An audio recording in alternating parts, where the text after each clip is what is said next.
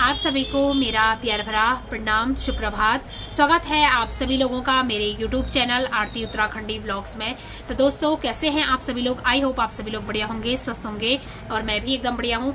स्वागत है आप सभी लोगों का मेरे इस नए व्लॉग में, नए दिन के साथ, नई शुरुआत के साथ। तो दोस्तों, आज का कोई व्लॉग नहीं होने वाला है, आज की वीडियो होने वाली है। वैसे तो आप लोगों को थंबनेल और टाइटल से पता चल गया होगा कि मैं किस विषय में बात करने वाली हूँ, और यह काफी गंभीर विषय है, तो जिसके बारे में मैं आप लोगों से बात करना चाहूंगी अपने वीडियो के माध्यम से।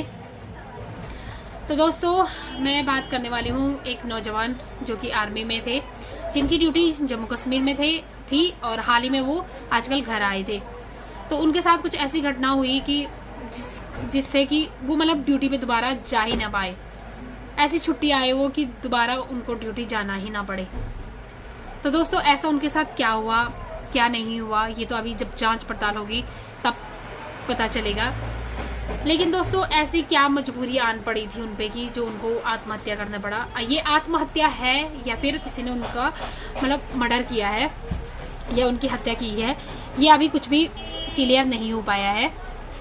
तो दोस्तों, क्या है कि पहले मैं उनके बारे में बताना चाहूंगी। जो वो नौजवान थे, वो नंदप्रयाग के रमणी गांव के थे। उनकी उम्र 30 वर्ष थी और उनके जो बीवी बच्चे थे वो गोपेश्वर में रूम पे रहते थे। मतलब जो बच्चों की पढ़ाई लिखाई होगी वो गोपेश्वर से ही हो रही थी।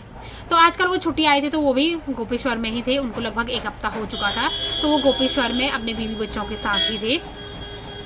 लेकिन मतलब सब कुछ ठीक ठाक चल रहा था, और कल ही मैंने देखा था, कल ही मैंने फेसबुक में डाला, मतलब लोगों ने डाला हुआ था, तो मैंने देखा था कि मतलब ऐसा क्या हो गया। मतलब 2 घंटे सब कुछ ठीक ठाक चल रहा था, और 2 घंटे में ऐसा क्या हो गया कि जो मतलब उन्होंने इतनी हिम्मत हार गए वो कि उनको सुसाइड करने पे मजबूर होना पड़ा। तो दोस्तों, जब 2 घंटे पहले वो ठीक ही थे, 2 घंटे बाद जब देखा गया तो वो फांसी के फंदे पे लटके हुए मिले। तो दोस्तों, कितना दुख होता है। उनके बच्चे भी अभी बहुत छोटे छोटे हैं। उनके बारे में मुझे इसलिए इतना पता है दोस्तों, क्योंकि जो उनका मायका है, जो उनकी वाइफ का मायका है, वो भी उर्गम में है, जहाँ की मेरा मायका है। तो दोस्तों, बहुत ही ज्यादा दुख होता है, बहुत ही ज्यादा। इसलिए मुझे इनके बारे में इतना पता है। उनकी एक बेटी है और एक 1.5-2 साल का बच्चा है, मतलब लड़का है, एक लड़का और एक लड़की है। तो उनकी पढ़ाई के लिए वो वहीं थे गोपेश्वर में।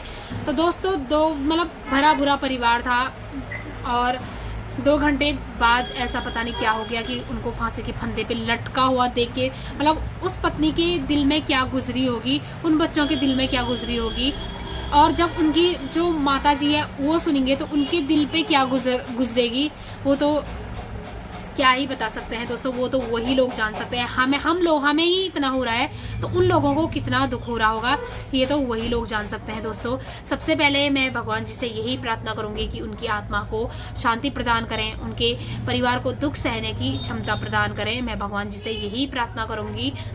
तो दोस्तों, बहुत ही ज्यादा गंभीर विषय है कि जो मतलब मुझे तो विश्वास ही नहीं हो रहा है कि जो मतलब आर्मी वाले हैं वो इतनी जल्दी हार मान जाते हैं। इतनी जल्दी हार मानी होगी उन्होंने, मुझे तो विश्वास नहीं आ रहा है कि मतलब वो मतलब फांसी की जैसी, मतलब फांसी खा के अपने जीवन को ऐसे बर्बाद करेंगे, ये मुझे भरोसा नहीं आ रहा है। इसके पीछे जांच पड़ताल होगी। जरूरी नहीं है कि उन्होंने आत्महत्या की होगी। आजकल मतलब आजकल जमाने के हिसाब से हत्या भी हो सकती है, और इसके पीछे क्या मतलब क्या कारण है, मैं तो यही निवेदन करूंगी, सरकार से भी यही निवेदन करूंगी, और उन आर्मी के पूरे जवानों से यही निवेदन करूंगी कि प्लीज आप इसका पता जरूर लगाएं कि उन भैया के साथ आखिर में हुआ क्या था। उन्होंने फांसी खाई तो क्यों खाई, इसका क्या रीजन था, और उनकी जो मतलब अगर उनकी हत्या किसी ने की है तो उनको सजा जरूर मिलनी चाहिए कि उन्होंने हत्या क्यों की, आखिर में क्यों ऐसा हो रहा है। मतलब पहले तो बाहर भी ऐसा हो रहा, अब हमारे चमोली डिस्ट्रिक्ट में भी ऐसा होना, हमारे उत्तराखंड में भी ऐसा होने लग गया है। मतलब हमारे फौजी लोग ही सुरक्षित नहीं है, तो ऐसा क्यों? जो हमारी सुरक्षा के लिए बॉर्डरों पे अपनी जान की कुर्बानी दे रहे हैं, वही मतलब घर आके वही सुरक्षित नहीं है। तो ऐसा क्यों हो रहा है, ऐसा क्यों हो रहा है, ये मतलब बहुत ही गंभीर विषय है। इसका पता लगाना बहुत जरूरी है। बहुत ही ज्यादा दुख हो रहा है दोस्तों कि क्या ही बताऊं, मैंने भी जब देखा तो पहले तो मुझे यकीन नहीं आया कि वो उन्हीं दीदी का पति है, लेकिन फिर बाद में जब धीरे से देखा, जब किसी और से सुना, तो तब जाके ये लगा। तो लेकिन दोस्तों बहुत ही ज़्यादा बुरा लगा। तो दोस्तों ऐसा क्या हो गया कि जो मतलब उनको ऐसा कदम उठाना पड़ा। अभी भी सोच सोच के माइंड ऐसा हो रहा है कि यार ऐसी क्या मजबूरी थी होगी, आखिर उन्होंने सुसाइड किया तो क्यों किया, और आखिर उनकी हत्या किसी ने की तो क्यों की।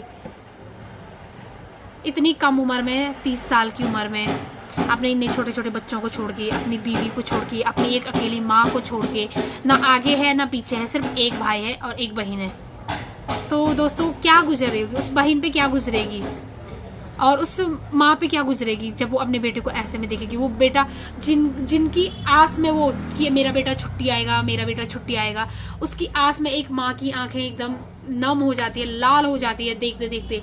दूसरों के बच्चों को देखते देखते एक माँ की आंखें एकदम नम हो जाती है कि मेरा बेटा भी घर आएगा। मतलब आस रहती है कि हाँ बेटे ने फोन किया कि मम्मी मैं अभी घर आऊंगा। तो मतलब एक आस होती है, एक बीवी की आस होती है, एक बच्चे की आस होती है कि हाँ मेरे पापा घर आने वाले हैं। और कुछ ही दिनों में ऐसी घटना हो जाएगी तो कितना बुरा लगता है, सोच सोच के बहुत ही ज्यादा बुरा लगता है दोस्तों, बहुत आप लोग समझ सकते हैं। तो दोस्तों मैं तो यही कहना चाहूंगी दोस्तों कि इसका पता जरूर चलना चाहिए कि इसके पीछे आखिर वजह क्या है। इसका कारण जानना बहुत ही ज्यादा जरूरी है दोस्तों। इसका मैं तो सरकार से यही निवेदन करूँ, इस बारे में ना लापरवाही बिल्कुल भी नहीं होनी चाहिए। उन भाई के पूरा मतलब उनको न्याय मिलना चाहिए। एक हिसाब से बोलूँ तो उनको न्याय मिलना ही चाहिए। मैं तो यही निवेदन करूंगी, उनको न्याय मिलना चाहिए, उनके परिवार को न्याय मिलना चाहिए। आखिर उनको भी तो पता चले कि ऐसा क्या हो गया है कि जिससे कि मतलब उनको इतना बड़ा, इतना ठोस कदम उठाना पड़ा, ऐसा क्या हो गया है। तो इस बारे में जरूर मतलब जानकारी मिलनी चाहिए दोस्तों। मैं आप लोगों से यही निवेदन करती हूँ कि उनको न्याय मिलना चाहिए। और एक बार फिर से भगवान उनकी आत्मा को शांति प्रदान करें, मैं बस यही निवेदन करती हूँ। तो दोस्तों ज़्यादा कुछ ना कहते हुए मैं बस यही कहना चाहूँगी लास्ट में कि उनको न्याय जरूर मिलना चाहिए। इसका कारण पता होना चाहिए कि क्यों उन्होंने ऐसा किया, क्यों उनके साथ ऐसा हुआ, इनका पता चलना चाहिए। और बाकी भगवान उनके परिवार, उनके बच्चों और उनकी पत्नी पर अपनी कृपा दृष्टि सदैव बनाए रखें और उनको सहारा दें और उनको इस दुख की घड़ी सहने की क्षमता प्रदान करें। मैं भगवान जी से यही प्रार्थना करती हूँ। तो चलिए दोस्तों आज की वीडियो को बस इतना ही रखते हैं। दोस्तों हो सके तो इस वीडियो को ज़्यादा से ज़्यादा शेयर करना। और तो क्या ही कहूँ दोस्तों, मन भी नहीं कर रहा है बोलने का। मतलब ये सोच के इतना ज़्यादा सर दर्द हो रहा है तो सच में मन भी नहीं कर रहा है। तो चलिए दोस्तों मिलती हूँ आप लोगों को नेक्स्ट वीडियो में, नेक्स्ट ब्लॉग में। तब तक के लिए जय देवभूमि उत्तराखंड।